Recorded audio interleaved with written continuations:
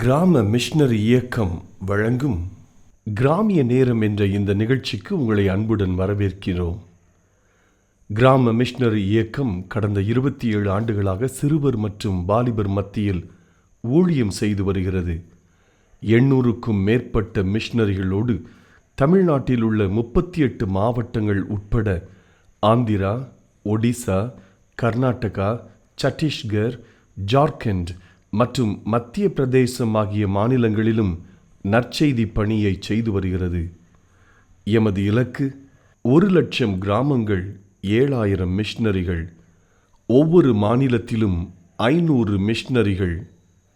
எமது தரிசனம் என் ஆட்டுக்குட்டிகளை மேய்ப்பாயாக என்ற வசனத்தின்படி கிராமங்களில் உள்ள சிறுவர் மற்றும் வாலிபர்களை கிறிஸ்துவுக்குள் வழிநடத்தி அவர்கள் மூலம் கிராமங்களை சுவிசேஷ மயமாக்குதல், சந்திக்கப்படும் சிறுவர் மற்றும் வாலிபர்களை நாளைய தலைவர்களாகவும் ஊழியர்களாகவும் உருவாக்குதல், ஒவ்வொரு கிறிஸ்தவரையும் ஆத்தும ஆதாயம் செய்கிறவராக மாற்றுதல். இப்பொழுதும் எமது நிகழ்ச்சிகளை ஜெபத்துடன் பார்த்து பயனடையுங்கள். செயல்படும் கிறிஸ்தவர்களாக தேவனுக்கு உங்களை அர்ப்பணிப்பது உறுதி. என்னக்கா ஸ்கூலுக்கு போகலையா? ஹோம்ஒர்க் நிறையா கொடுத்துருக்காங்க, அக்கா செய்யலை, மிஸ் அடிப்பாங்க, நான் ஸ்கூலுக்கு போகல. அப்படியாக்கா? சரி, நம்ம 2 பேரும் டீச்சர் ஸ்டூடெண்ட் சொல்லலாமா? சரிக்கா, நீ போயிட்டு கிளாஸ்க்குள்ள வா. Coming miss. Yes coming.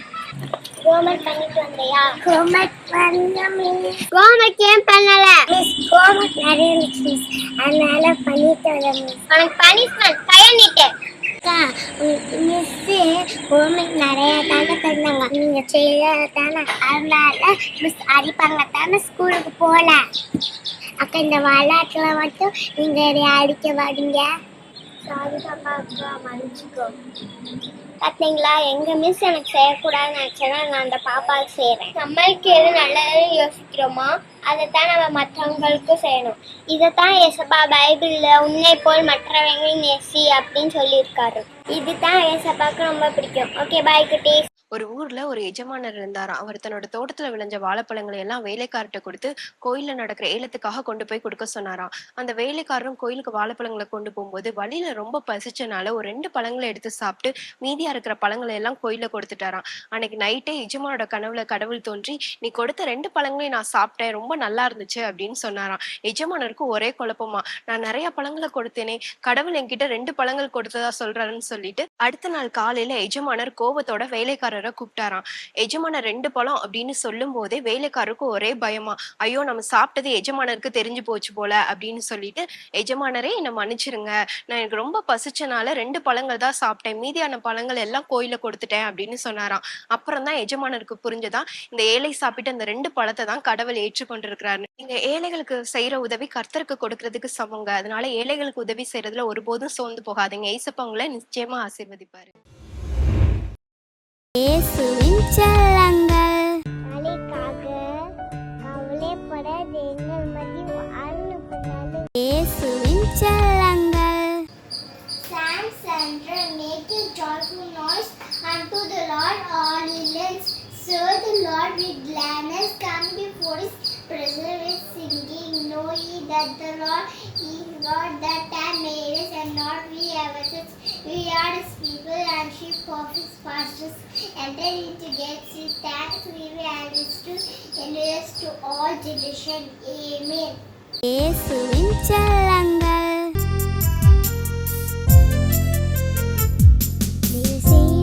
வனமீது கொடி கோடியாக தோன்றும் பல கோடி திரள் கூடி குகை தேடி வேகமோடும் விண்மீன்களிடமாறி பாரெங்கும் வந்து கொட்டும். நானோ ஆடி மிக பாடி என் நேசருடன் சேர்வேன். ஹல்லேலூயா ஹல்லேலூயா ஹல்லேலூயா ஹல்லேலூயா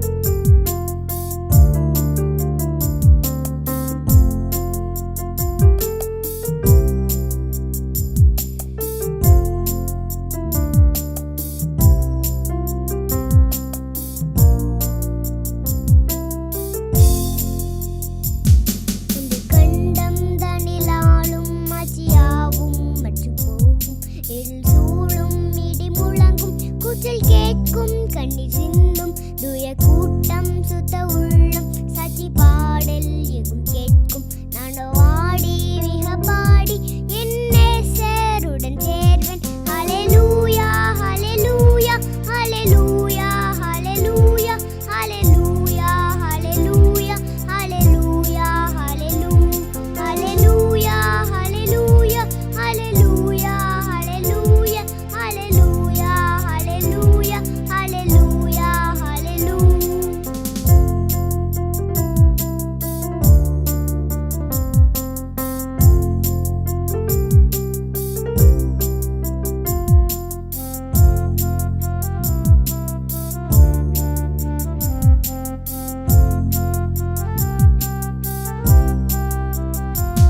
கடல் குமுறும் கரை உடையும் கப்பல் கவிழும் பெரும் நாசம் போக்குவரத்து யாவும் நிற்கும்.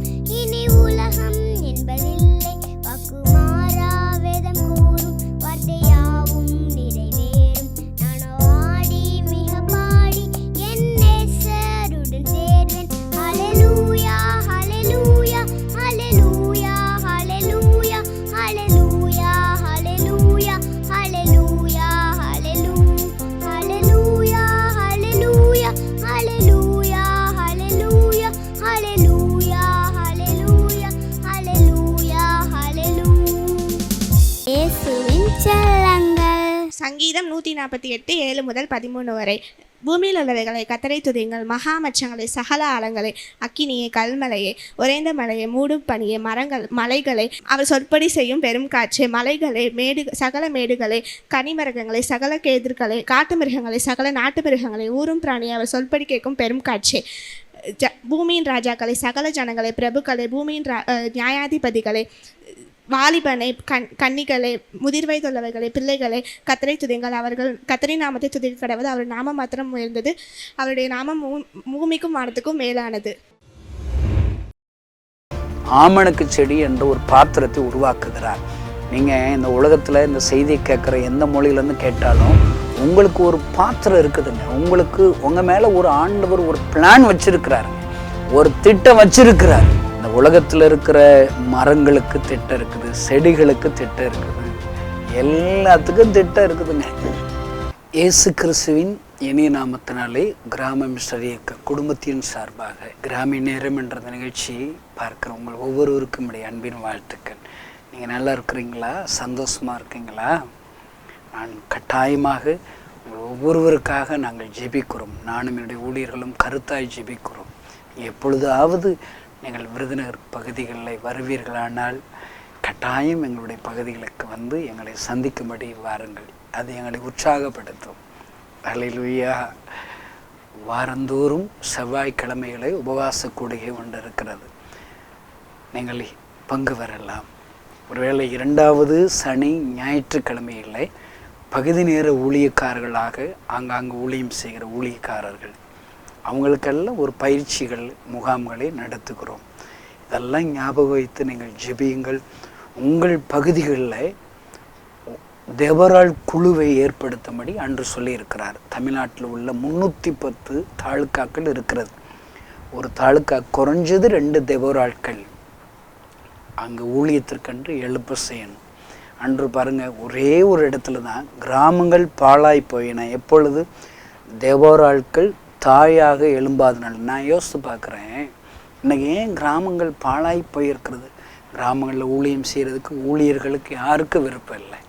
நாங்கள் தமிழ்நாட்டில் ஆலயமில்லாத கிராமங்களில் நாங்கள் ஊழியம் செய்கிறோம். ஒரு போட்டி இல்லைங்க.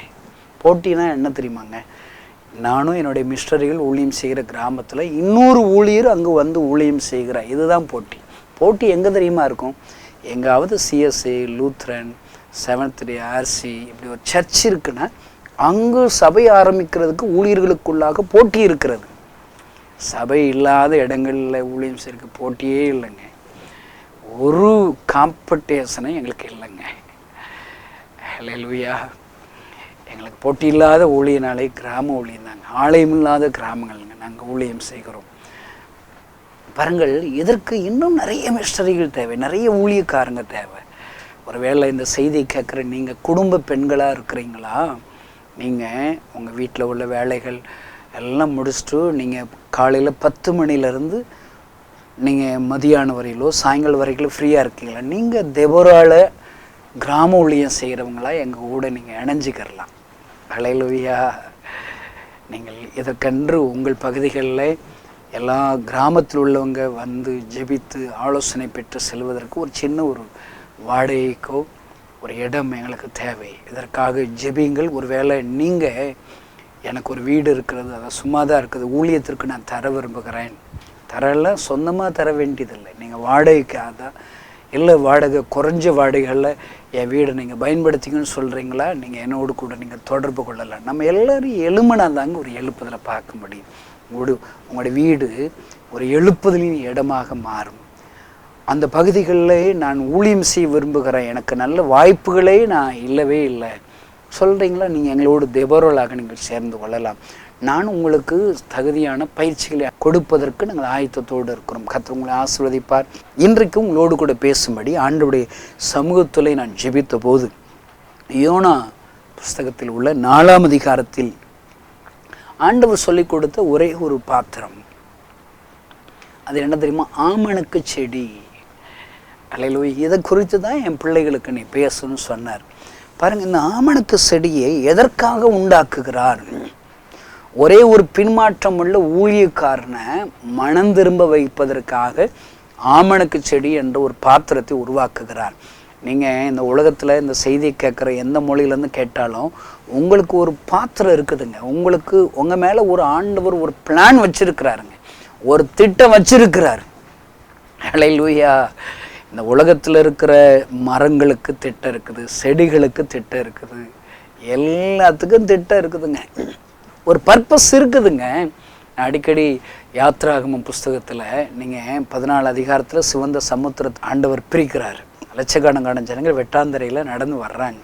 இதை பார்த்த உடனே பயங்கரமாக அடுத்த அதிகாரத்தில் பாண்டி துதிக்கிறாங்க. அப்பா, அடுத்து பார்த்தீங்கன்னா அங்கே தண்ணி இல்லை, 3 நாள் தண்ணி இல்லை. அடுத்து தண்ணீருக்கு மாறாவாக இருக்குது. எனக்கு ரொம்ப பிடிக்குங்க அந்த பகுதிகள். மோசஸ் எல்லோரும் மோசஸ் முறுமுறுக்கிறாங்க, சண்டை போடுறாங்க. உடனே மோசஸ் ஆண்டவரிடத்தில் போய் ஜெபம் பண்ணா ஆண்டவர் அவனுக்கு சொல்லி கொடுக்குற பிளான் தெரியுமா? ஒரு மரத்தை ஆண்டவர் மோசஸ்க்கு காண்பிக்கிறார். ஹல்லேலூயா. ஒரே மரம். எங்கேயாவது ஆமணக்கு செடின்னு ஒரு பேர் இருக்குதுங்க. அந்த யாத்ராகமம் 15:25 வசனத்தை வாசி பார்த்தீங்கன்னா அங்கு மரத்தோடைய பேரே தெரில. அப்படின்னா என்ன அர்த்தம்? அந்த மரத்திற்கு ஒரு வேலை வச்சிருக்கிறார், அந்த மரத்துக்கு ஒரு பிளான் வச்சிருக்கிறார். அந்த மரத்தோடைய வேலை என்ன? தாகத்தோடு இருக்கிற லட்சக்கணக்கான ஜனங்கள், முறுமுறுப்போடு இருக்கிற லட்சக்கணக்கான ஜனங்கள் எதிர்காலத்தை நினைத்து ஐயோ நாங்கள் வனாந்திரத்தில் மடிந்து போயிரு இனி அவ்வளவுதான் என்று சொல்லி கவலைப்பட்டு கண்ணீர் வடிக்கிற முறுமுறுக்கிற அப்படிப்பட்ட ஜனங்களுக்கு தாகத்தை தீர்க்கும்படி பெரிய ஒரு பிளான் அந்த ஒரு மரத்தின் மீது வைத்திருக்கிறார். இந்த செய்தியை கேட்கிற சகோதரேஸ்வரன், நீங்கள் யாராக இருக்கலாம், நான் இன்னைக்கு ஆண்டு உங்களோடு கூட பேசுகிற தீர்க்க தரிசன வார்த்தை என்ன தெரியுமா? உங்கள் மேலே ஏசப்பா ஒரு திட்டம் வச்சிருக்கிறார் சகோதரனே. இந்த கணேசன் மேலேயே ஏசப்பா ஒரு திட்டம் வச்சிருக்கிறார். நான் ஒரு பிரசங்கம் பண்ண எனக்கு ரொம்ப நாள் தெரியாதுங்க. பலவீனன், மரணத்திற்கு பாத்திரமாக தள்ளப்பட்டவன், 6 மாசத்துல நீ செத்து பெறுவேன்னு சொல்லிட்டார் டாக்டர். பாருங்க, ஆண்டவர் தானே எனக்கு சுகம் கொடுத்தார், ஏசப்பா தான் சுகம் கொடுத்தார். ஏனென்று கேள்வி கேட்டால் என் மேலே ஒரு பிளான் வச்சிருக்கிறாரு. நான் ஒன்றும் அவ்வளோ நல்லவன் கிடையாதுங்க, துன்மார்க்கன். எங்கள் ஊருக்கு வர்ற கிறிஸ்தவ நண்பர்களை பெரிய ஒரு அருவாளி எடுத்துக்கொண்டு வாக்குவாதம் பண்ணுவேன், பயமுறுத்துவேன், மதம் மாற்ற ஏன் வர்றீங்கன்னு சொல்லுவேன். அப்படிப்பட்ட ஆண்டவருக்கு சத்ருவாக இருக்கிற இந்த கணேசனை ஆண்டவர் ரட்சிக்கிறார், அபிஷேகம் செய்கிறார். இந்த கை பாருங்க ஐயா, ஒன்றும் இல்லைங்க, இயேசு நாமத்தினால் இந்த கைகளை வைக்கும் போது பிசாசுகள் ஓடுகிறதே, வியாதிகள் சுகமடைகிறது. 27 வருஷமாக இந்த பலகீனனாக என்னை கொண்டு நான் பேசுகிற சாதாரண மழலை இந்த செய்தியை கொண்டு ஆயிரக்கணக்கான லட்சக்கணக்கான ஜனங்களுடைய இருதயத்தை திறந்து ரட்சிக்கப்படுகிறார்களே, என்ன சந்தோஷம் ஐயா. ஒரு பிளான் என் மீது வைத்திருக்கிறார் ஐயா. இந்த செய்தியை கேட்கிற சகோதரன், நீங்கள் ஒன்றும் கவலைப்படாதீங்க, அழாதீங்க. உங்கள் மேலே ஏசப்பா ஒரு பிளான் வச்சிருக்கிறாருங்க. ஒரு மரத்து மேலே ஒரு பிளான் வச்சிருக்கிறார். அந்த மரத்தை வெட்டி போட்ட உடனே கசந்த மாறா மதுரமாக மாறும்.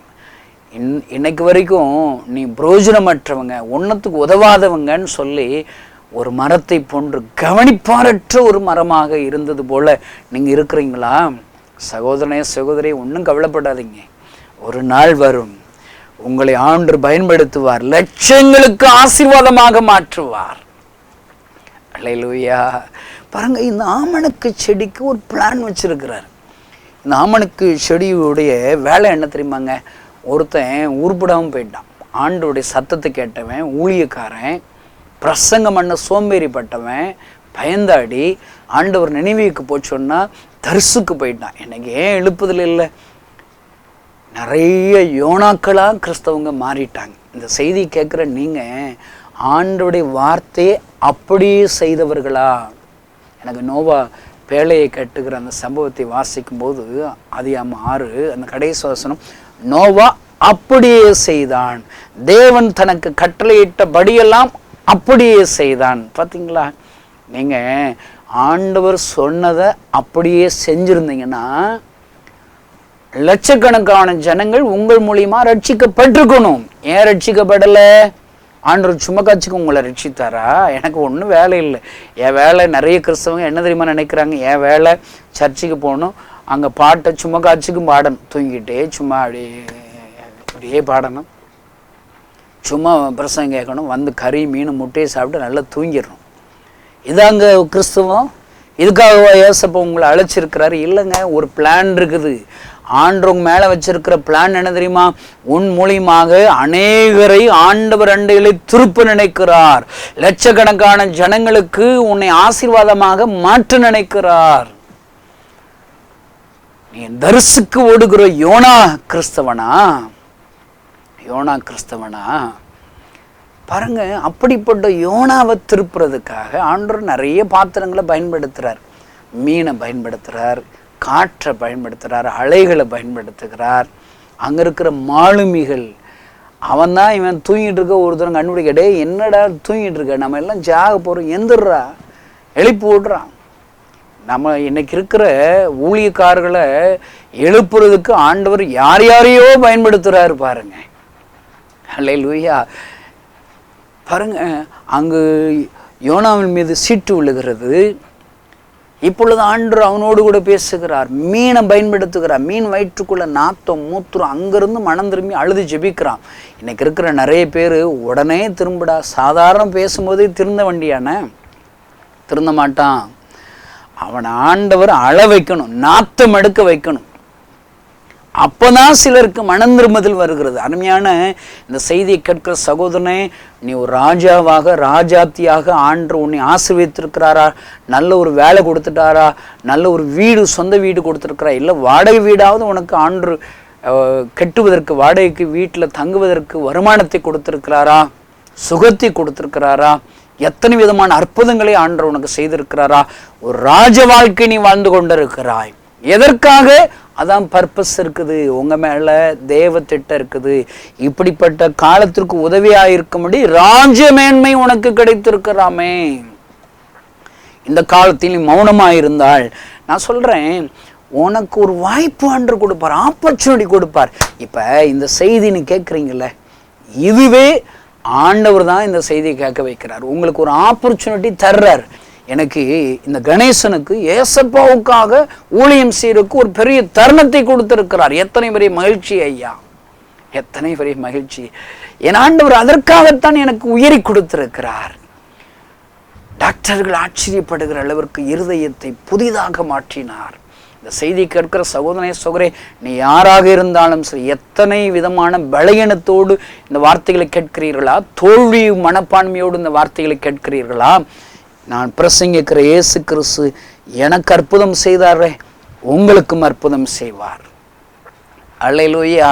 அந்த மாறாத ஆண்டவர் தான், என் கண்ணீரை துடைத்த ஆண்டவர் உன் கண்ணீரை துடைக்கும்படி அற்புதம் செய்கிற ஆண்டவர். அல்லேலூயா. பாருங்க, என் கண்ணீரை துடைச்சவர் எனக்கு அன்பு இல்லாமல் சுயநல கிறிஸ்தவனா, நன்றி இல்லாத கிறிஸ்தவனை மறுதளிச்சாலும் ஆண்டவர் என்னை பார்க்க வந்தார். முகமுகமாக நான் அவரை தரிசித்தேன். அவர் அழுது கொண்டே இருக்கிறார். எதற்காக தெரியுமா அழுகிறார்? லட்சக்கணக்கான கோடிக்கணக்கான ஜனங்கள் அவரை அல்லாமல், அவரை அறியாதபடி, வலதுகைக்கு விடுதலைக்கு வித்தியாசம் தெரியாத ஜனங்கள், இயேசு என்கிற பெயரை கூட கட்டிராத கிராமத்து ஜனங்கள், வாலிபர்கள், சிறுவர்கள் அவரை விட்டு எங்கோ போய் கொண்டிருக்கிறார்களே, அவர்களுக்காக அழுது கொண்டே இருக்கிற இயேசுவை என்னால் பார்க்க முடிந்தது.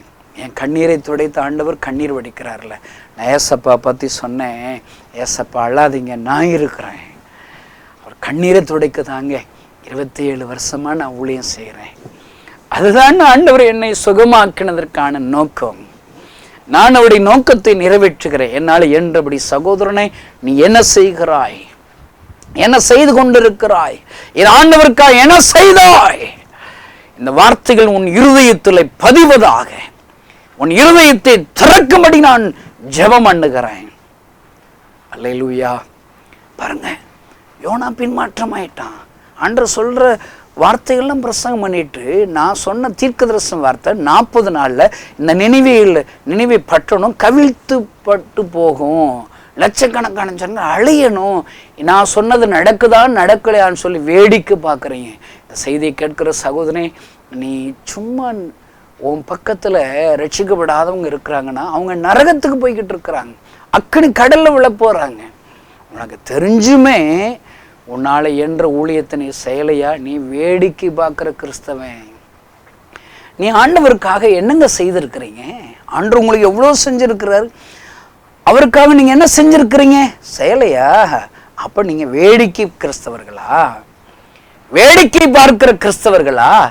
உங்களுக்கு உங்கள் கண்ணு மனுக்கு ஒரு ஆப்பர்ச்சுனிட்டி வருதாங்க, உங்களுடைய பங்களிப்பை நீங்கள் கொடுக்கணும், உங்களுடைய நேரத்தை கொடுக்கணும், அது ஒரு சின்ன ஜெபமாக செய்யணுங்க. அதற்காகத்தான் அழைத்திருக்கிறார். இவனை திருப்பும்படிதான் அந்த ஆமணக்கு செடி ஓங்கி வளர செய்கிறார். அல்லேலூயா. பாருங்க, அதற்கு கீழே அவன் சந்தோஷமா நினைக்கிறான். நிறைய இடத்துல நான் சொல்லுவேன், ஒரு பிஸ்னஸை நீங்கள் நினைச்சிடாதபடி ஓங்கி வளர செய்திருக்கிறாரா, எச்சரிக்கையாக இருக்கணும். அந்த பிஸ்னஸ் நிழல் இல்லை, ஆமணக்கு செடிவின் நிழவில்லை. யோனா சந்தோஷமாக இருந்ததோடு நீங்கள் சந்தோஷமாக இருக்கிறீங்களா? நான் சொல்கிறேங்க, ஆண்டவரால் ஒரே நாளில், ஒரே மாதத்தில், ஒரே வருஷத்தில் உங்கள் பிஸ்னஸை ஓங்கி வளர செய்ய முடியும். ஆனால் இன்னொன்று மறந்துடக்கூடாது, அதே ஆண்டவரால் ஒரு பூச்சியை வரவழைச்சு ஆமணக்கு செடி திங்க வைக்கும்னா, எங்கள் ஊரில் படித்ததெல்லாம் பூச்சின்னா குட்டியோண்டி இருக்கும், அது இவ்வளோ பெரிய ஆமணக்கு செடி தின்றுச்சாங்க. இதுவே பெரிய அற்புதம் தான். எங்கள் அப்பா ஏசப்பாவால் என்ன வேணாலும் செய்ய முடியும். நீ எவ்வளோ பெரிய பிஸ்னஸ் மேனாக இருக்கலாம், எவ்வளோ பெரிய லட்சாதிபதி கோடீஸ்வராக இருக்கலாம், நல்லா ஞாபகம் வச்சுக்கோங்க, ஒரு பூச்சி அனுப்புவார். எப்பொழுது? என் ஆண்டவருடைய திட்டம் உன்னில் நிறைவேறாத போது, நீ மனம் திரும்பாத போது. ஆண்டவர் மோசஸ்ட பேசி பார்க்குறாரு, அவன் எங்கே திருந்துறான், வாடா ஊழியத்துக்கு அனுப்புவேங்கிற, திருந்த மாட்டான். ஆண்டவர் ஜனங்களை என்னை நம்ப மாட்டேன், என்னத்தையும் சாக்கு போக சொல்லிக்கிட்டு இருக்கான். ஆண்டவர் சொல்கிறார், கையை நீட்டு சொல்கிறாரு, உடனே குஷ்டம் வருது. கை நீட்டின உடனே வியாதி வருது. ஐயோ உணவை விட கை மறைக்கிறான், வியாதி போயிடுது. ஒரே நிமிஷத்தில் வியாதியை தர முடிகிறது, ஒரே நிமிஷத்தில் வியாதியை சுகப்படுத்த முடிகிறது. இந்த செய்தி கேட்கிற சகோதரனை, ஆண்டவரே உம்முடைய சித்தத்திற்கு என் மேலே வச்சிருக்கிற அந்த தேவ திட்டத்தை நிறைவேற்றி என் வாழ்க்கை அர்ப்பணிக்கிறேன் என்று சொல்லி இன்றைக்கு அர்ப்பணிக்கிறாயாம்.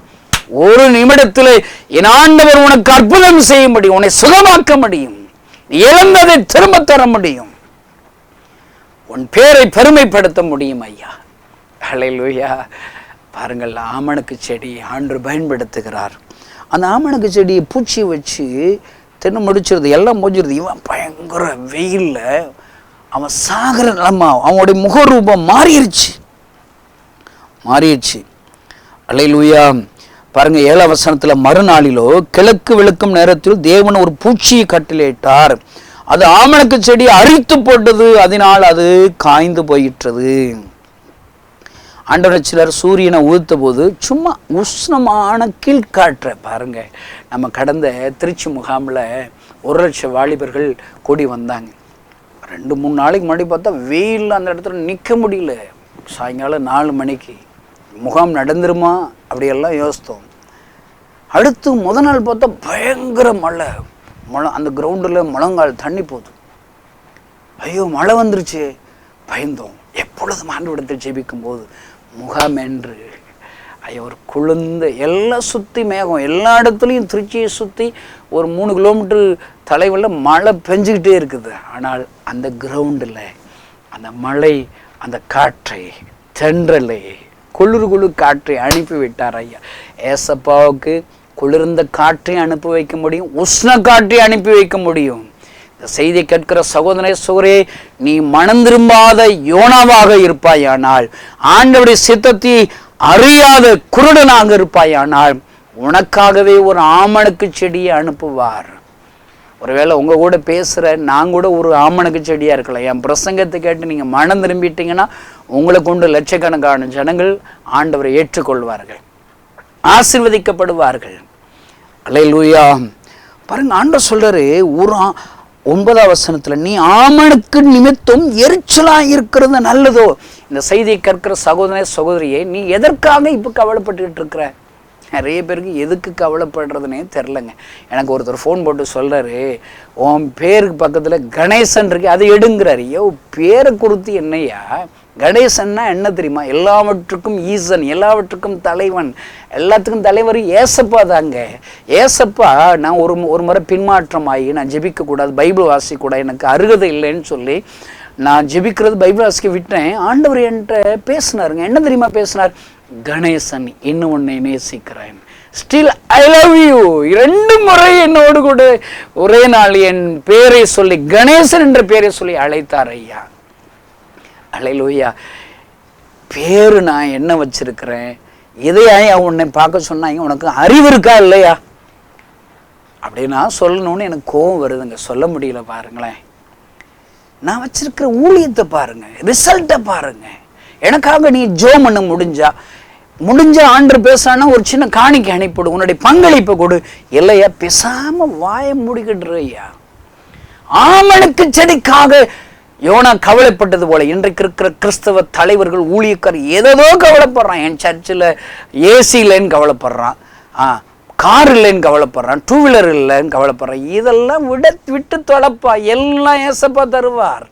ஏசப்பாவுடைய பாரத்தை சுமக்கணும், ஏசப்பாவுடைய கண்ணீரை துடைக்கணும்னு சொல்லி கவலைப்படணும். இந்த செய்தியை கேட்கிற சகோதரனை எதற்காக கவலைப்படுகிறாய்?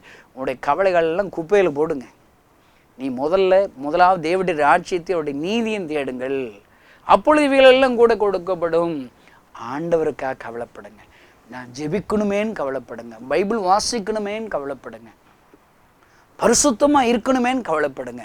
இன்றைக்கு ஒருத்தரையாவது நான் சந்தித்து ஏசப்பாவை குறித்து சொல்லணுமேன்னு கவலைப்படுங்க. இந்த வாரம் சர்ச்சுக்கு போகும்போது ஒருவரையாவது ஆலயத்துக்கு கொண்டு போகணும்னு கவலைப்படுங்க. இதுதாங்க ஆரோக்கியமுள்ள கவலை. அந்த கவலை, ஏதோ கவலையோடு இருக்கிற யோனாவை ஆண்டவர் ஒரு ஆமணக்கு செடியை பயன்படுத்தி யோனாவை மனம் திரும்ப செய்கிறார். செய்தியை கேட்கிற சகோதரனை சகோதரியை, ஆமணக்கு செடியை பயன்படுத்துகிற ஆண்டவர் உன்னையும் பயன்படுத்துவார். இந்த கணேசனை பயன்படுத்துகிற ஆண்டவர் உன்னையும் பயன்படுத்துவார். கண்களை மூடி நாம் ஜெபிக்கலாம். பரலோகத்தில் இருக்கிற எங்கள் அன்பு தகப்பனை, இந்த செய்தி வேளையில் எங்களோடு கூட பேசின இந்த தீர்க்க தரிசன வார்த்தைகளுக்காக ஸ்தோத்திரம். தொடர்ந்து இதை செய்தியை கேட்கிற ஒவ்வொருவரும் வீண் கவலைகளை விட்டு உம்முடைய பாரத்திற்காக, உம்முடைய ஊழியத்திற்காக, உம்முடைய கிராமங்களில் ஆலயம் கட்டப்பட வேண்டும், கிராமங்கள் உங்களுக்கு சொந்தமாக மாற வேண்டும். ஏசப்பா, உங்கள் கவலைகள் மாத்திரம் உங்களுக்கு வரட்டும் அப்பா. முதலாவது தேவனுடைய ராஜ்யத்தையும் அவருடைய நீதி நெடுங்கள், அப்பொழுது இவைகளெல்லாம் கூட கொடுக்கப்படும் என்று சொன்னீரே. இந்த வசனங்கள் அவங்க ருசி பார்க்கட்டும் அப்பா. வீண் கவலைகளை எடுத்து போடுங்க. பின்மாற்றமுள்ள யோனாவாக இந்த செய்தி கேட்கிறவர்களை உடைய தரிசனத்தை நிறைவேற்றுகிற யோனாக்களாக மாற்றுங்க. ஆசீர்வதிக்கிறோம் இயேசுவின் நாமத்தினால் பிதாவே, ஆமென். இந்த செய்தி நிச்சயமாக உங்களை செயல்பட தூண்டிருக்கும் என விசுவாசிக்கிறோம். நீங்களும் எங்களோடு இணைந்து தேவனுக்காக ஏதாவது செய்ய விரும்புகிறீர்களா? கீழ்கண்ட எங்களது ஊழிய திட்டத்திற்காக ஜெபிக்க முன்வரலாமே. தமிழ்நாடு மற்றும் பிற மாநிலங்களிலும் ஆலயம் கட்ட தேவையாய் உள்ள 1000 கிராமங்களில் இடம் வாங்கி ஆலயம் கட்டப்பட ரூபாய் 5 லட்சமோ அல்லது அதில் ஒரு பகுதியோ கொடுத்து ஆலயம் கட்டி கொடுப்போர் எழும்ப ஜெபியுங்கள். சூனேமியால் எலிசாவுக்கு ஒரு அறை வீட்டை கட்டி கொடுத்தது போல புதிய மிஷனரிகள் தங்கி பயிற்சி எடுப்பதற்கு ரூபாய் 2 லட்சம் கொடுத்து ஒரு மிஷனரி வீட்டை கட்டி கொடுப்போர் எழும்ப ஜெபியுங்கள். நாம் சந்திக்கும் வாலிபர்கள் மற்றும் ஆரம்ப விசுவாசிகளை கிறிஸ்துவுக்குள் வளரச் செய்ய ரூபாய் 300 கொடுத்து முழு வேதாகமும் வாங்கி கொடுப்போர் எழும்ப ஜெபியுங்கள். நாம் பணி செய்யும் 8 மாநிலங்களிலும் உள்ள 880 மிஷனரிகளை மாதந்தோறும் ரூபாய் 10,000 கொடுத்தோ அல்லது இயன்ற காணிக்கையை கொடுத்தோ தாங்குவோர் எழும்ப ஜெபியுங்கள். தமிழ்நாடு மற்றும் பிற மாநிலங்களிலும் துரிதமாக சுவிசேஷம் அறிவிக்கவும் பின்தொடர் பணிக்காகவும் சுவிசேஷ வாகனங்கள் வாங்கி கொடுப்போர் எழும்ப ஜெபியுங்கள். தங்கள் வாலிப மற்றும் சிறு பிள்ளைகள் ரட்சிக்கப்பட, அபிஷேகிக்கப்பட மற்றும் இயேசுவுக்கு சாட்சியுள்ள பிள்ளைகளாக வளர கண்மணி பிள்ளைகள் இயேசுவுக்காக திட்டத்தில் தங்கள் பிள்ளைகளை இணைக்கிற பெற்றோர்கள் எழும்ப ஜெபியுங்கள். இந்தியா முழுவதிலும் இன்னும் துரிதமாக நம் மிஷனரி பணிகள் நடக்க மாதந்தோறும் அல்லது வருடத்திற்கு ஒரு முறையாவது ரூபாய் 1000 கொடுத்து எழுப்புதல் விரும்பும் பங்காளர் திட்டத்தில் இணைகிற அநேகர் எழும்ப ஜெபியுங்கள். மேலும் எங்களோடு தொடர்பு கொள்ள விரும்பினால் திரையில் காணும் எங்கள் முகவரியும் குறித்துக் கொள்ளுங்கள். கிராம மிஷனரி இயக்கம், தபால் பெட்டி எண் 51, விருதுநகர் 626001. இந்த நிகழ்ச்சியையோ அல்லது எங்கள் ஊழியத்தையோ நீங்கள் தாங்க விரும்பினால் எங்கள் தொலைபேசி எண்ணை குறித்துக் கொள்ளுங்கள். 7378000444. கர்த்தர் தாமே உங்களை ஆசீர்வதிப்பாராக.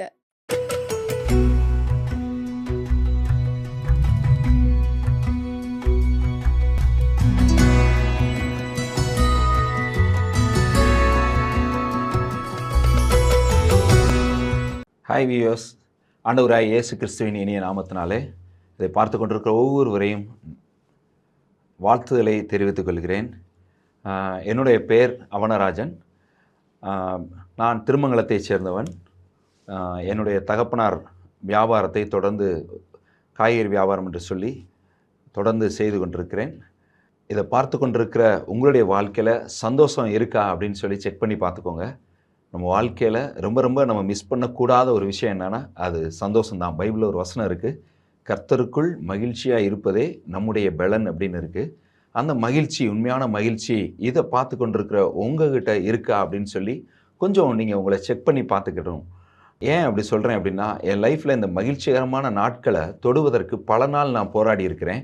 இந்த மகிழ்ச்சியை இன்றைக்கி நான் உங்கள் முன்னாடி நிற்கிறேன்னா முழு மகிழ்ச்சியோடு, மன ரம்யத்தோடு, அவ்வளோ ஆசீர்வாதங்களோடு, நிறைவோடு, உங்களோட மகிழ்ச்சியோடு பேசி கொண்டிருக்கிறேன். அதுக்கு காரணம் ஆண்டவராய் இயேசு கிறிஸ்து தான். என்னுடைய சிறு வயதில் இந்த மகிழ்ச்சி எனக்கு கிடைக்கவே இல்லை. என்னுடைய வாலிப வயதில் இந்த சந்தோஷம் எனக்கு கிடைக்கவே இல்லை. ஏன் அப்படின்னு கேட்டால், 7 வயதில் என்னுடைய தகப்பனார் இறந்துட்டார். 7 வயதில் அவர் இறந்ததுக்கப்புறம் என் வாழ்க்கையில் எனக்கென்று தூக்கி விடுவதற்கோ, எனக்கு ஒரு பெரிய இருள் சூழ்ந்த நாட்களாக இருந்தது. யாரும் என்னை கரம் பிடித்து தூக்கி விடுறதுக்கு ஆட்களே கிடையாது. கிட்டத்தட்ட அநேக 15-20 ஆண்டுகள் நானும் என் தாயாரும் மட்டும் இந்த உலகத்தில் கஷ்டப்பட்டுக்கிட்டு இருக்கிறோம். இந்த உலகம் அவ்வளோ பலவீனமான உலகம், எல்லார் மேலே அன்பு செலுத்துகிற உலகமாக இருந்தாலும் நம்மளுடைய சூழ்நிலைகள், ஒருத்தர் வீட்டில் காவலால் இல்லைன்னா அந்த குடும்பம் அவ்வளோ சீர்குலைந்து அது எவ்வளோ துன்பப்படும் என்பதற்கு நானே சாட்சியாக இருக்கிறேன். தகப்பனார் இல்லாமல் என் வாழ்க்கையில் நல்ல சாப்பாடு நான் சாப்பிட்டது கிடையாது. என்னுடைய தேவைகள் ஒன்று கூட நான் சந்திக்கப்பட்டது கிடையாது. என்னுடைய படிப்பு செலவுக்கு கூட என்னால் பணம் கட்ட முடியாத ஒரு சூழ்நிலை. எல்லாம் தாண்டி ஒரு பேருக்கு ஒரு டிகிரி முடித்து அப்படி கிராஸ் பண்ணி வந்தாலும் அடுத்து மேற்படிப்பு படிக்க முடியாத சூழ்நிலை. அதனால் கட்டாயம் நான் பிஸ்னஸ்க்கு மறுபடியும் வரணுன்ற கட்டாயத்துக்கு என் தகப்பனாரோட பிஸ்னஸை தொடர்ந்து நான் எடுத்து நடத்துவதற்கு தள்ளப்பட்டேன். 20வது வயதில் என்னோடய பிஸ்னஸை நானே ஓனராக அண்டர்டேக் பண்ணி நடத்த ஆரம்பித்தேன். நடத்தி கிட்டத்தட்ட ஒரு 10 வருஷ காலம் இந்த உலகம் அந்த உலகம் என்னை சந்திச்சிச்சு. நான் உலகத்தை அப்போ தான் பார்க்குறேன். இந்த உலகம் அநேக வஞ்சனையான உலகமாக இருந்தது. பார்க்குற மனுஷர்கள்ட்ட எல்லா இடத்துலையும் நான் வஞ்சிக்கப்பட்டேன். எந்த இடத்துலையும் என்னால் பிழைக்க முடியல. இருள் சூழ்ந்த காலம், நிறைய கடனானேன். 20 வயதுலேருந்து அந்த 30 வயதுக்குள்ளே அந்த 10 வருட காலம் என்னுடைய கடன் 10 லட்ச ரூபாய்க்கு மேலே தாண்டி போயிடுச்சு. என்னால் மீள முடியாத கடன். இருளில் தள்ளப்பட்டேன். ஒருவேளை என்னுடைய வாழ்க்கை அவ்வளோதான்னு சொல்லக்கூடிய அளவுக்கு எல்லாம் நான் மூழ்கின சூழ்நிலையில் இருந்தேன். அந்த 30வது வயது வரைக்கும் என் வாழ்க்கையில் என்னால் சந்தோஷத்தை பெற்றுக்கொள்ளவே முடியல. ஏமாற்றங்களை மட்டும்தான் இந்த உலகம் கொடுத்துச்சு. மனுஷர்கள் பார்த்தாலே பயமாக இருக்கும். எந்த மனுஷர்கிட்ட பேசுகிறதுக்கும் பயமாக இருக்கும். பயம் அவ்வளோ சூழ்ந்துருந்துச்சு, பலவீனம், என்னென்னமோ இந்த உலகத்தில் சிறைப்பட்டு போயிருந்தேன். ஒரு விஷயத்தில் கூட ஒரு விடுதலை, மன தைரியம் எதுவுமே இல்லாத சூழ்நிலையில் இருந்தேன். அந்த கடைசி கிட்டத்தட்ட மூழ்கக்கூடிய சூழ்நிலையில் என்னுடைய நண்பர் மூலமாக இயேசு என்கிற நாமம் எனக்கு தெரிவிக்கப்பட்டது. என் நண்பர் சொன்னார், இயேசு தான் உண்மையான கடவுள் அப்படின்னு சொல்லி. அந்த அந்த வார்த்தையை நான் கேட்ச் பண்ணிக்கிட்டேன். அன்றிலிருந்து இயேசுவை பின்தொடர ஆரம்பித்தேன். இயேசுவை என் சொந்த இரட்சகராக ஏற்றுக்கொண்டு என் பிரச்சனைகள் எல்லாம் அவர்கிட்ட சொல்ல ஆரம்பித்தேன். கொஞ்சம் கொஞ்சமாக என்னுடைய கவலைகள் எல்லாம் மாற ஆரம்பிச்சிச்சு. அல்லேலூயா. அந்த உலகத்தில் நம்மளுடைய கவலையை மாற்றக்கூடிய நிரந்தரமான ஒரு முடிவு யார் அப்படின்னு கேட்டிங்கன்னா இயேசு கிறிஸ்து தான். வேறு எந்த சிற்றின்பங்களும் வேறு எந்த காரியமும் உங்களை விடுதலை செய்ய முடியாது. ஆண்டவராய் இயேசு கிறிஸ்துவின் நாமந்தான் உங்களை விடுதலை செய்ய முடியும். அதை சரியாய் பெற்றுக்கொண்டேன். அந்த இயேசு கிறிஸ்துவை தேடுகிற ஒரு தேடலில் இறங்கினேன். அவரை தேடி கண்டுபிடித்தேன். அவர் கரம் பிடித்தேன். அவர் என் கரத்தை பற்றி கொண்டார். என் இயேசுவோடு சேர்ந்து நான் இன்னைக்கு என் வாழ்க்கை பயணத்தை 30வது வயதில் ஆரம்பித்தேன். கிட்டத்தட்ட ஒரு 12-13 ஆண்டுகளாக நான் இயேசுவை சொந்த இரட்சகராக ஏற்றுக்கொண்டு கொண்டாடி கொண்டிருக்கிறேன். என் உள்ளத்தில் அவ்வளோ மகிழ்ச்சி. எனக்கு பயம் எவ்வளவோ சின்ன வயதில் இருந்த அந்த பயமெல்லாம் இன்றைக்கி மாறிடுச்சு. இன்றைக்கி சந்தோஷம், அவ்வளோ சந்தோஷம். பயம் கிடையாது. அன்புனா என்னன்னு தெரியாது. மனுஷர்களை பல பாகுபாடாக பிரித்து பார்க்கக்கூடிய ஒரு பார்வை இருக்கும். இயேசு கிறிஸ்து ஏற்றுக்கொள்ளலைன்னா நீங்கள் மனுஷரை பார்க்குற பார்வை வெறுப்போடு தான் பார்ப்பீங்க, பல பிளவுகளையோடு தான் பார்ப்பீங்க. ஆனால் இயேசு ஏற்றுக்கொண்டது பிறகு எல்லாரையும் என் சொந்த சகோதரராக நான் பார்க்க ஆரம்பித்தேன். இயேசு என்னை மாற்றினார், எனக்கு அன்பை கொடுத்தார், எல்லாருடைய சகோதரத்துவம் பழகிற உண்மையாய் பழகக்கூடிய ஒரு இருதயத்தை கொடுத்தார். இந்த உலகத்தில் நான் அன்பு செலுத்தும் போது உலகம் என் மேலே அன்பு செலுத்துச்சுங்க. நான் மனுஷரை சம்பாதித்தேன். நான் இழந்தவைகளை எல்லாம் மறுபடியுமாக சம்பாதிக்க இயேசு எனக்கு கற்றுக் கொடுத்தார். அதன் நிமித்தமாக என் கடன்கள் எல்லாம் அடைச்சிட்டேன். என் குடும்பத்தில் என் மனைவி, என் 2 பசங்க எல்லாரையும் கர்த்தர் ஆசீர்வதித்திருக்கிறார். என் சகலவற்றின் வீட்டில் எல்லாவித ஆசீர்வாதங்களையும் கர்த்தர் கொடுத்திருக்கிறார். இயேசுவை அறியாத என்னுடைய சொந்த மனைவி, என் பிள்ளைகள் 77வது வயது வரைக்கும் இயேசுவை அறியாத என்னுடைய தாயார் எல்லாரும் இயேசுவை ஏற்றுக்கொண்டாங்க. இன்றைக்கி எங்கள் வாழ்க்கை அழகா, மனரம்யமா, சந்தோஷமா, ரொம்ப பேரின்பத்தோடு வாழ கர்த்தர் உதவி செய்திருக்கிறார். எல்லாவற்றுக்கும் மேலாக இயேசுவோடு இணைந்து இந்த உலகத்திற்கென்று ஏதாவது செய்யணும்னு நான் புறப்படுவதற்கு ஆண்டவர் என்னை அழைத்தார். ஏதோ நான் வாழ்ந்த நாட்களில் பிரயோஜனமாக வாழணும்னு ஆசைப்பட்டு இன்றைக்கு அவரோடு இணைந்து BMM என்கிற அந்த ஊழியத்தோடு கூட நான் இணைந்து இன்றைக்கி செயல்பட்டு கொண்டிருக்கிறேன். இந்த ஊழியத்தில் இணைஞ்சதுனால நிறைய பயனுள்ள காரியங்களை பிறருக்காக, நம்ம சுற்றி வாழ்கிற உலகத்துக்காக ஏதோ ஒரு காரியம் நம்மளால் செய்ய முடியுதுன்ற நான் உணர்கிறேன். அப்படிப்பட்ட சந்தோஷத்தை ஆண்டவர் கொடுத்துருக்கிறார். நல்ல பிரயோஜனமுள்ள வாழ்க்கையாய் நான் ஏதோ பிறந்தேன், ஏதோ மரிச்சேன்னு போகாத அளவுக்கு ஒரு யூஸ்ஃபுல்லான லைஃப்பை என்னுடைய லைஃப்பில் நான் பார்க்குறதுக்கு கர்த்தர் கிருபை செய்திருக்கிறார். ஒருவேளை இதை பார்த்து கொண்டிருக்கிற நீங்கள் இயேசுவை சொந்த இரட்சகராக நீங்கள் ஏற்றுக்கொள்ளுங்கள். உங்கள் வாழ்க்கையில் எப்படிப்பட்ட கவலையாக இருந்தாலும், எப்படிப்பட்ட கஷ்டங்களாக இருந்தாலும் கர்த்தர் மாற்றுவார். வியாதியாக மாற்றிடுவார், கடனாக மாற்றிடுவார், ஏதோ சிறையிருப்பா, கெட்ட பழக்க வழக்கங்களா, எந்த பிரச்சனையாக இருந்தாலும் இயேசுவினிடத்தில் சொல்லுங்கள். உங்கள் வாழ்க்கையை ஆண்டவர் மாற்றுவார். எல்லாவற்றுக்கும் மேலாக உங்களை ஆசீர்வதித்ததோடு பிறருக்கு ஆசீர்வாதமாகவும் இயேசு மாற்ற வல்லவராக இருக்கிறார். இந்த உலகத்திற்கு உப்பாயிருங்கள், வெளிச்சமாயிருங்கள் என்று இயேசு சொல்லியிருக்கிறார். அதே போல் உங்களையும் இயேசு பயன்படுத்த முடியுங்க. நொறுங்கின பாத்திரத்தை ஆண்டவர் அழகான பாத்திரமாக மாற்ற முடியும். உடைந்த உள்ளத்தில் இருக்கிற உங்களை ஆண்டவர் அழகுள்ள ஒரு மகிமையுள்ள வாழ்க்கையை உங்களை வாழ வைத்து பரலோகத்தில் கொண்டு போய் சேர்க்க வல்லவராக இருக்கிறார். ஆண்டவரே, இயேசுவே என்று கூப்பிடுங்க. இயேசு தான் உண்மையான தேவன். அவர் நமக்காக, நம்முடைய பாவங்களுக்காக சிலுவையில் மரித்திருக்கிறார். அவர் நம்ம பாவங்களை எல்லாவற்றையும் சுமந்து தீர்த்து விட்டார். அவர் தேவனானபடியினால் அவர் மரித்தும் சதா காலங்களில் உயிரோடு இருக்கிறவராய் மரித்து அடக்கம் பண்ணப்பட்ட 3ஆம் நாளிலே உயிரோடு கூட எழுந்தார். இன்றைக்கும் ஜீவிக்கிறார். அவரை நம்புங்கள். இயேசு ஒரு நாள் இந்த உலகத்திற்கு வரப்போகிறார். அவரை நம்பி வாழ ஆரம்பியுங்கள். நிச்சயமாய் உங்கள் வாழ்க்கை அர்த்தமுள்ளதாய் மாறும். ஒரு நாள் உங்கள் மரணம் என்று இந்த பூமியிலே இருந்தாலும் நித்தியத்திலே நீங்கள் சேர்க்கப்படுவீர்கள். பரலோகத்திலே இயேசுவோடு உங்களால் சந்தோஷமாய் வாழ முடியும். இதை கேட்டுக்கொண்டு இருக்கிற ஒவ்வொருவரையும் கர்த்தர் தாமே ஆசீர்வதிப்பாராக. ஆமென்.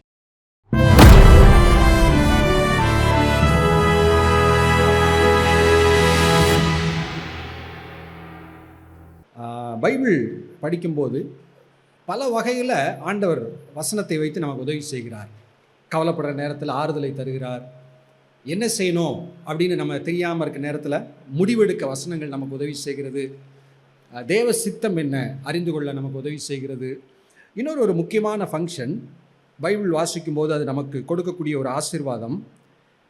சங்கீதம் 19:7 கர்த்தருடைய வேதம் குறைவற்றது அப்படின்னு சொல்லிட்டு அது என்னெல்லாம் செய்கிறது, ஆத்மாவை உயிர்ப்பிக்கிறது, பேதையை ஞானியாக்குகிறது அப்படிலாம் சொல்லிட்டு 11 எழுதியிருக்கு, அன்றியும் அவைகளால் உமது அடியேன் என்ன செய்யப்படுறான்னு எழுதியிருக்கு, எச்சரிக்கப்படுகிறேன் அப்படின்னு சொல்லி எழுதியிருக்கு. பைபிள் நமக்கு வாழ்க்கையில் நம்ம போகக்கூடிய வாழ்க்கையின் பிரயாணம், இந்த உலகத்தில் நம்ம வாழ்ந்து கொண்டிருக்கும்போது என்ன பிரச்சனைகளை நாம் சந்திக்கக்கூடும் அதையெல்லாம் முன்னாடியே நமக்கு சொல்லுது. பைபிள் இல்லாத மனிதர்கள் வாழ்க்கையை பொதுவாக எப்படி கற்றுக்கொள்கிறாங்கன்னு சொன்னால், வாழ்க்கையில் ஒரு பிரச்சனையை சந்தித்து, ஒரு போராட்டத்தை சந்தித்து பாடத்தை கற்றுக்கொள்கிறாங்க. அவங்க 4 பேர்கிட்ட சொல்லுவாங்க, நீ இப்படி பண்ணிடாதப்பா, என் வாழ்க்கையில் நான் இப்படி ஒரு பிரச்சனையை சந்தித்தேன், நீ இப்படி ஏமாந்துடாத, நீ இப்படி பாதிக்கப்பட்டுறாத அப்படின்னு. பாதிக்கப்பட்ட பின்புதான் மனிதர்கள் பாடங்களை கற்றுக்கொள்ள முடிகிறது.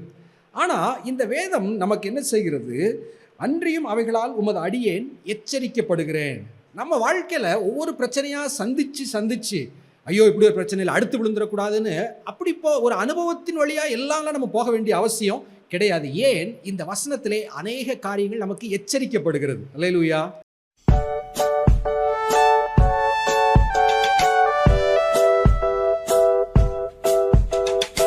ஹாய் குட்டி தம்பி தங்கச்சி, எல்லாரும் நல்லா இருக்கீங்களா? காலைல அம்மா எப்போ எந்திரிப்பாங்க தெரியுமா? காலைல சேவல் கூன உடனே எந்திரிச்சிருவாங்க, அப்படி தானே?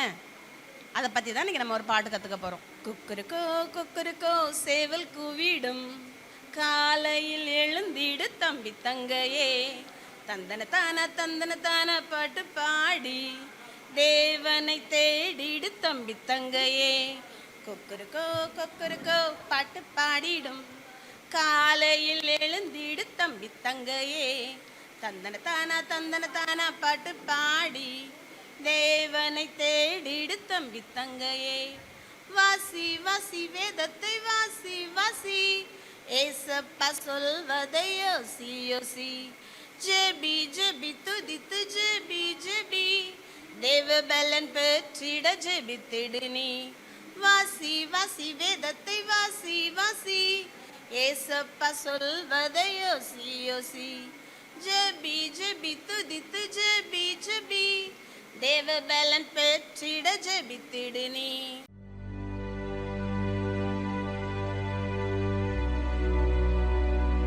கிராம மிஷனரி இயக்கத்தின் சார்பாக அன்பின் நல்வாழ்த்துக்கள். இன்னைக்கு கூட நம்ம ஒரு மிஷனரி ஸ்டோரியை பார்க்க போகிறோம். இடையான்குடியில் பணியாற்றி வந்த கால்வெல் பேராயர் அவங்களுக்கு மொத்தம் 7 பிள்ளைங்க இருந்தாங்க. அதில் 4 ஆண் பிள்ளைங்க, 3 பெண் பிள்ளைங்க.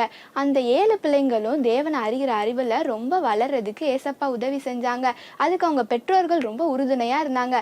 அதனால் அவங்க சுற்றி உள்ள மக்கள் நல்லா அவங்களோட ஏழ்மை, அவங்களோட தேவைகளை அறிந்து நல்லா செயல்பட்டாங்க. அதில் மூத்த மகளான இசபெல்லா ஒயிட்டை பற்றி தான் நம்ம இன்னைக்கு பார்க்க போகிறோம். இசபெல்லா 10 வயதாக இருக்கும்போது அவங்க குடும்பமாக இங்கிலாந்துக்கு போயிருந்தாங்க. அங்கே ஒரு பெரிய மீட்டிங் நடைபெற்றுச்சு. அந்த மீட்டிங்ல ரொம்ப கூட்டமா இருந்தனால இசபெல்லா அவங்க அம்மா அப்பாவை விட்டு தூரம் போயிட்டாங்க. அவங்க தொலைஞ்சு போனதுனால எல்லாரும் அவங்கள தேடினாங்க.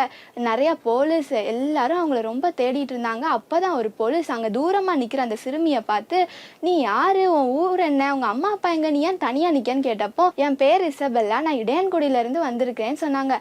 ஆனா அந்த நாட்டு மக்களுக்கு இடையன்குடினா என்னன்னே தெரியல.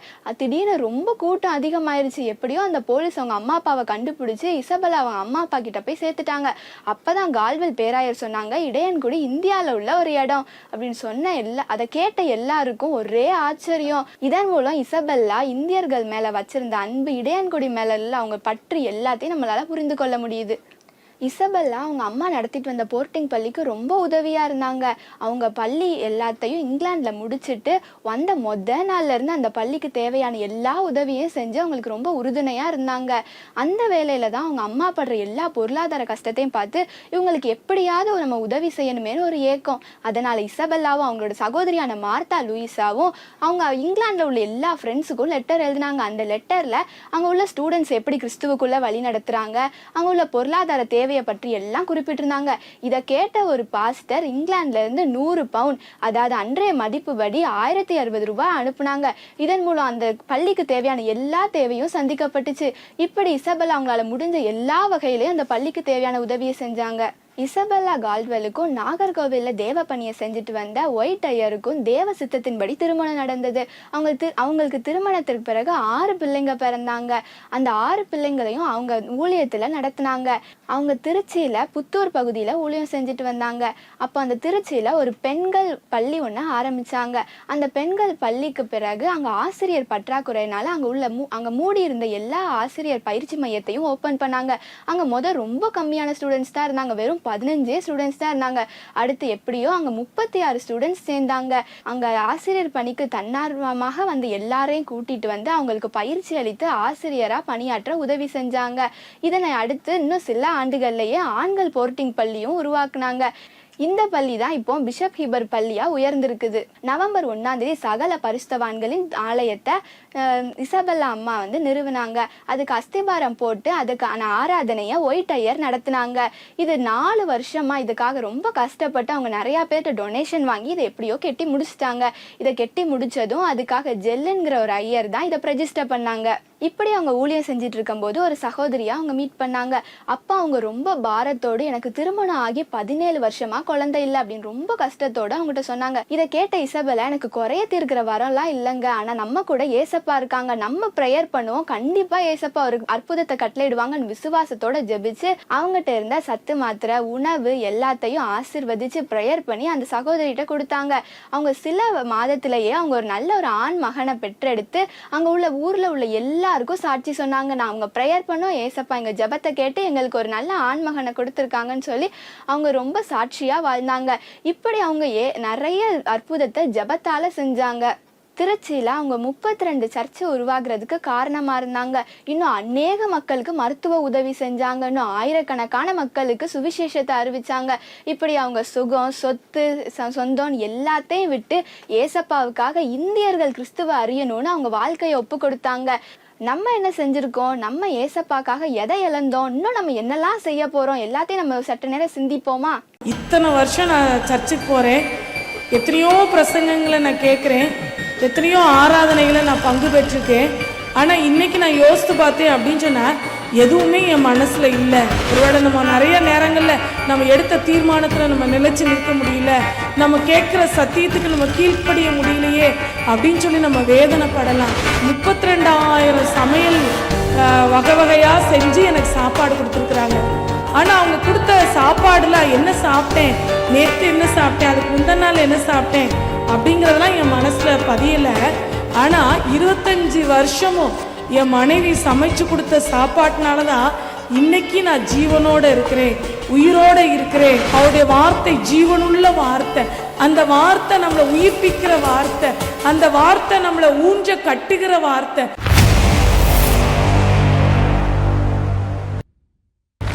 ஒரு நபர் ஆலயத்துக்கு வாரந்தோறும் போய்கிட்டு இருந்தாராம். அவர் ஒவ்வொரு வாரமும் செய்தி கேட்குறாரு. இப்படியாகவே ஒரு 20 வருஷம் அவருடைய வாழ்க்கையில் கடந்துருச்சு. 20 வருஷம் கழித்து அவருடைய வாழ்க்கையை திரும்பி பார்க்கும் பொழுது நம்ம கேட்ட செய்தியெல்லாம் ஞாபகத்தில் இருக்கா அப்படின்னு சொல்லி யோசித்து பார்க்கும் பொழுது ஒன்றுமே அவருக்கு ஞாபகத்தில் இல்லையா. அப்போது அவர் மனசு ரொம்ப வேதனைப்பட்டுச்சான். இத்தனை வருஷம் நான் சர்ச்சுக்கு போகிறேன், எத்தனையோ பிரசங்கங்களை நான் கேட்குறேன், எத்தனையோ ஆராதனைகளை நான் பங்கு பெற்றிருக்கேன். ஆனால் இன்றைக்கி நான் யோசித்து பார்த்தேன் அப்படின்னு சொன்னால் எதுவுமே என் மனசில் இல்லை. அதனால ஆராதனையே நடத்துறதும் வேஸ்ட்டு. நமக்கு பிரசங்கம் பண்ணுறதுக்குன்னு ஒரு ஆட்களை போட்டு அவங்கள பிரசங்கம் பண்ண வச்சு அவங்க வார்த்தையை நம்ம கேட்கும்படி ஒவ்வொரு வாரமும் நம்ம கடந்து போகிறதும் வீண் அப்படின்னு சொல்லி ஒரு நோட்டீஸ் மாதிரி பெட்டிஷன் மாதிரி எழுதி போட்டாராம். ஒவ்வொருத்தரும் இதுக்கு பலவிதமான வாக்குவாதங்களை கொடுத்தாங்களாம். எல்லா வாக்குவாதங்களையும் பார்த்தோம், அவங்க கொடுத்த பதில்களை பார்த்தோம் அப்படின்னு சொன்னால் எதுவுமே அவரை திருப்திப்படுத்தவே இல்லையா. ஒரே ஒரு நபர், குறிப்பிட்ட ஒரு நபர் எழுதியிருந்தாரா, அவருக்கு திருமணமாகி 25 வருஷம் ஆயிடுச்சான். அவங்க என்ன எழுதியிருந்தாங்க அப்படின்னு சொன்னால் அந்த கடிதத்தில், என்னுடைய மனைவி எனக்கு 25 வருஷம் திருமணமான இந்த நாளில் நான் என்னுடைய திருமண வாழ்க்கையை நான் நினச்சி பார்த்தேன் அப்படின்னு சொன்னால் 32,000 சமையல் வகை வகையாக செஞ்சு எனக்கு சாப்பாடு கொடுத்துருக்குறாங்க. ஆனால் அவங்க கொடுத்த சாப்பாடுலாம் என்ன சாப்பிட்டேன், நேற்று என்ன சாப்பிட்டேன், அதுக்கு முந்தின நாள் என்ன சாப்பிட்டேன் அப்படிங்கிறதெல்லாம் என் மனசில் பதியலை. ஆனால் 25 வருஷமும் என் மனைவி சமைச்சு கொடுத்த சாப்பாட்டினால தான் இன்னைக்கு நான் ஜீவனோடு இருக்கிறேன், உயிரோடு இருக்கிறேன் அப்படின்னு சொல்லி அந்த கடிதத்தில் எழுதியிருந்தாங்களாம். ஒருவேளை நம்ம கேட்குற சத்தியம் நிறைய நேரங்களில் ஆண்டவர் நம்மோடு என்ன பேசினாரு அப்படின்னு சொல்லி ஒரு நிமிஷம் நம்ம யோசித்து பார்த்தோம் அப்படின்னு சொன்னால் நம்ம இங்கே பங்கு பெறதே வீணோ, நம்ம கேட்குற சத்தியங்கள் நம்ம மனசில் பதியலையே அப்படின்னு சொல்லி ஒரு வேளை நம்ம யோசிக்கலாம். ஆனால் அந்த மறந்து போன ஒரு சத்தியமாக இருந்தாலும் இன்னைக்கு நம்ம ஆவிக்குரிய வாழ்க்கையில் இன்னைக்கு நம்ம ஓடுவதற்கு ஆண்டவர் நமக்கு கிருபை தர்றாரு. அந்த சாப்பிடுகிற அந்த உணவு அந்த மனுஷனை உயிரோடு வாழ வச்சது போல இன்னைக்கு நம்ம கேட்குற ஒவ்வொரு நாளும் கேட்குற ஆவிக்குரிய உணவு நம்முடைய ஆவிக்குரிய மனுஷனை பலப்படுத்தி ஒவ்வொரு நாளும் ஆண்டவருக்காக ஓடும்படியான கிருபைகளை தருது. ஒருவேளை நம்ம நிறைய நேரங்களில் நம்ம எடுத்த தீர்மானத்தில் நம்ம நிலைச்சு நிற்க முடியல, நம்ம கேட்குற சத்தியத்துக்கு நம்ம கீழ்ப்படிய முடியலையே அப்படின்னு சொல்லி நம்ம வேதனைப்படலாம், நம்ம கவலைப்படலாம். ஆனால் அது எல்லாவற்றையும் நம்ம ஃபாலோ பண்ணணும்னு சொல்லி ஆண்டவர் விரும்புகிறாரு. இதற்காக நான் எந்த சத்தியத்தையும் நான் ஃபாலோ பண்ண முடியல, எந்த வார்த்தைக்கு நான் கீழ்ப்படிய முடியல அப்படின்னு சொல்லி நம்ம ரூம்லேயே இந்த ப்ரோக்ராம் ஒருவேளை நேரலையில் பார்க்குறவங்க பார்க்காம இருந்தீங்க அப்படின்னு சொன்னால் இன்னும் உங்களோட ஆவிக்குரிய வாழ்க்கையில் பின்னிட்டு போகிறதுக்கான வாய்ப்புகள் தான் அதிகமாக இருக்குது. அதனால் ஒவ்வொரு முறையும் ஆண்டவருடைய சமூகத்துக்கு வரும் பொழுது ஆண்டவருடைய வார்த்தையை நம்ம கேட்கும் பொழுது ஆண்டவரே என்னோடு பேசும் அப்படின்னு சொல்லி திறந்த உள்ளத்தோடு நொறுங்கிய மனதோடு அவருடைய சமூகத்தில் காத்திருக்கும் பொழுது நிச்சயமாகவே அவர் நம்மோடு பேசுகிற தேவனாக இருக்கிறாரு. அவருடைய வார்த்தை ஜீவனுள்ள வார்த்தை, அந்த வார்த்தை நம்மளை உயிர்ப்பிக்கிற வார்த்தை, அந்த வார்த்தை நம்மளை ஊஞ்ச கட்டுகிற வார்த்தை. அந்த வார்த்தையினால் மட்டுமே இன்னைக்கு வரையும் நமக்கு வருகிற போராட்டங்களாக இருக்கட்டும், நிந்தைகளாக இருக்கட்டும், அவமானங்களாக இருக்கட்டும், நெருக்கங்களாக இருக்கட்டும், போராட்டங்கள் எல்லாவற்றிலையும் அதை தாண்டி ஓடுவதற்கு தேவன் நமக்கு பலன் கொடுக்கிறவராய் இருக்கிறார். Praise the Lord. ஆண்டவராகிய இயேசு நாமத்தினால இந்த வீடியோ மூலமா உங்களை பார்ப்பதில் மிகுந்த மகிழ்ச்சி அடைகிறேன். வருகிற ஆகஸ்ட் 15ஆம் தேதி திருச்சி மாநகரத்தில் கிராம மிஷனரி இயக்கம் அவங்களுடைய தலைவர் பாஸ்டர் டேவிட் கணேசன் அவர்களுக்கு கர்த்தர் கொடுத்த தரிசனத்தின்படி கிட்டத்தட்ட அநேக வாலிபர்களை உருவாக்க வேண்டும் என்று, சீஷர்களாய் மாற்ற வேண்டும் என்று சொல்லி கர்த்தர் அவங்களுக்கு கொடுத்திருக்கிற இருதயத்தில் விதைத்த அந்த பாரத்தின்படி திருச்சி மாநகரத்தில் கிட்டத்தட்ட 1,00,000க்கும் அதிகமான வாலிப பிள்ளைகளை கொண்டு ஒரு பெரிய எழுப்புதலுக்கு அவங்க நேரம் நடத்த வேண்டும் என்று சொல்லி அந்த மீட்டிங் அவங்க ஆயத்தப்படுத்தியிருக்கிறாங்க. இந்த மீட்டிங்கில் அருமையான கணத்துக்குரிய அங்கிள் மோகன் சிலாசஸ் ஐயா அவங்க கர்த்தருடைய வார்த்தையையும், டேவிட் கணேசன் அவங்களும் கர்த்தருடைய வார்த்தையும் கொடுக்கிருக்கிறாங்க. அப்படி நம்புகிற எலும்புகள் உருவாகலை, நரம்பு உருவாகலை, தசைகள் உருவாகலை. ஆனால் அதற்கு முன்னாடியே கர்த்தர் தரிசனத்தை உருவாக்கியிருக்கிறார். ஸோ தரிசனம் பெற்ற அநேக வாலிப பிள்ளைகளை இந்த இதில் கலந்து கொள்ளும்படி இயேசு நாமத்தில் நான் அன்பாய் கேட்டுக்கொள்கிறேன். இந்த வீடியோவை யாராவது பாஸ்டர்ஸ் பார்த்துட்டு இருப்பீங்கன்னா தயவுசெய்து உங்களுடைய வாலிப பிள்ளைகளை நீங்கள் நம்பிக்கையோடு அனுப்பி வைங்க. அந்த மீட்டிங் போயிட்டு திரும்பி வரும்பொழுது உங்கள் சபைகளுக்கு ஒரு பெரிய ஆசீர்வாதமாகவும், சமுதாயத்திற்கு ஒரு பெரிய ஆசீர்வாதமாகவும், தேசத்திற்கு எழுப்புதல் கொண்டு வருகிற ஒரு எழுப்புதல் வீரராகவும் மாறுவார்கள் என்பதில் எந்த மாற்றமும் இல்லை. கர்த்தர் தாமே உங்களை ஆசீர்வதிப்பாராக. God bless you. கர்த்தர் நல்லவர். இயேசு கிறிஸ்துவின் இனிய நாமத்தில் என்னுடைய அருமையான தம்பி தங்கைகளுக்கு, என்னுடைய பிள்ளைகளுக்கு அன்பின் வாழ்த்துக்கள். கிராம மிஷனரி இயக்கம் என்னுடைய அன்பு சகோதரர் டேவிட் கணேசன் அவர்கள் இருதயத்தில் ஆண்டவர் போட்ட பெரிய பாரம். இந்த கடைசி கால எழுப்புதலுக்கு கர்த்தர் ஒரு யவன ஜனத்தை தேவன் வெளிப்படுத்த வேண்டும். விடிய காலத்தில் பிறக்கும் பணிக்கு சமமான ஒரு யவன ஜனம். யோவேல் 2ஆம் அதிகாரம் 28-29 வசனத்தில் சொல்லப்பட்ட தீர்க்க தரிசனம் இந்த கடைசி நாட்களில் வெளிப்பட ஆண்டவர் அவர் இருதயத்தில் பாரத்தை போட்டபடியால் இந்த கடைசி கால எழுப்புதலில் வாலிபர்களை கொண்டு கர்த்தர் ஒரு பெரிய மறுரூப மாற்றத்தை தேவன் உண்டாக்க போகிறபடினாலும் பல வருஷமாக இந்த வாலிப கூடுகையை அவர் நிறைவேற்றி கொண்டிருக்கிறத நான் நன்றாக அறிவேன். அவரோடு இணைந்து நிற்கிறதெல்லாம் எங்களுக்கு ஒரு பெரிய சந்தோஷம், ஒரு பெரிய ஆசீர்வாதம். வருகிற ஆகஸ்ட் 15ஆம் தேதி சுதந்திர தினம் அன்று திருச்சியில் அருமையாய் மொராய் சிட்டி ஏர்போர்ட் அருகில் அவர் தொடர்ந்து அந்த வாலிப கூட்டுகையை நிறைவேற்றி கொண்டிருக்கிறார்கள். தயவுசெய்து எனக்கு அன்பான போதகர்களே, தேவ மனிதர்களே, அருமையான பெற்றோர்களே, தயவுசெய்து உங்கள் பிள்ளைகளை அந்த நாட்களில் நீங்கள் இந்த பட்டணத்துக்கு திருச்சிக்கு அனுப்பிவிட உங்களை அன்பாய் கேட்டுக்கொள்ளுகிறேன். நம்முடைய அன்பு அண்ணன் தகப்பனார் மோகன் சி லாசரஸ் அவர்கள் நம்ம மத்தியில் வர்றது அவ்வளோ பெரிய ஆசீர்வாதம் பாருங்கள். நல்ல ஆராதனை, பாடல்கள், ஜபங்கள். இந்த கடைசி காலத்தில் வாலிபர்கள் ஒரு சேனையை போல எழும்ப வேண்டும் என்பதற்காக கர்த்தர் இந்த அருமையான கூட்டத்தை நமக்கு ஏற்படுத்தி தந்திருக்கிறார். ஒரு பின்மாறிய கர்த்தர் ஊற்றப் போகிறார். எனக்கு அன்பான வாலிப தம்பிமா, தங்கச்சிமார், பிள்ளைகள், தயவுசெய்து வருகிற ஆகஸ்ட் 15 சுதந்திர தினம் அன்று அரசு விடுமுறை, மறந்துடாதீங்க. மாலை நீங்கள் வந்து அதில் பங்கு பெற உங்களை அன்போடு அழைக்கிறேன். மதியம் 3 மணிக்கு ஆரம்பிச்சிரும். நீங்கள் மதியமே ஏர்லியராக வந்து பங்கு பெறுங்க. கர்த்தருடைய நாமம் அந்த நாளில் மகிமைப்பட போகிறது. கர்த்தர் வல்லமையினால் உங்களை நிரப்ப போகிறார்.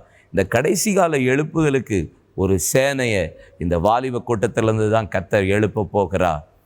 பெரிய பெரிய ஊழிய சேகர்களை வச்சு மாத்திரம் அல்ல, இன்னைக்கு இந்த கடைசி கால எழுப்புதல் மறைமுகத்தில் இருக்கிற பெயரறியாத அப்படிப்பட்ட முகமறியாதவர்களை கொண்டு தான் கர்த்தர் எழுப்புதலை தருகிற காலம் வந்திருக்கு. அது நீங்களாக கூட இருக்கலாம். வாருங்கள், திருச்சி மொராய் சிட்டி ஏர்போர்ட் அருகில் இணைந்து உங்களோடு சந்தித்து ஜெபிக்க நாங்கள் விரும்புகிறோம். கிராம மிஷனரி இயக்கம் நடத்துகிற இந்த மிகப்பெரிய வாலிபர் எழுப்புதல் முகாமில் பங்கு பெறுங்கள். கர்த்தர் உங்களை ஆசீர்வதிப்பாராக.